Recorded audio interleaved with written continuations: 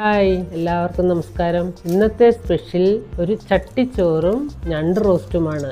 ആദ്യം നമുക്കൊരു മുട്ട റോസ്റ്റ് വയ്ക്കാം. നല്ല ചൂടുള്ള മട്ടേരിച്ചോറ്,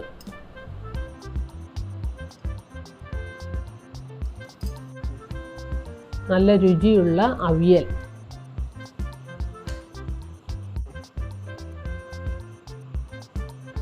നല്ല കുടംപുളിയിട്ട മീൻകറി, കുറച്ച് രുചിയുള്ള സാമ്പാർ ഒഴിക്കാം, നല്ല രുചിയുള്ള ബീറ്റ്റൂട്ട് തോരൻ, രുചിയുള്ള മാമ്പഴ പുളിശ്ശേരി, നമ്മുടെ സ്പെഷ്യൽ ഞണ്ട് റോസ്റ്റ്.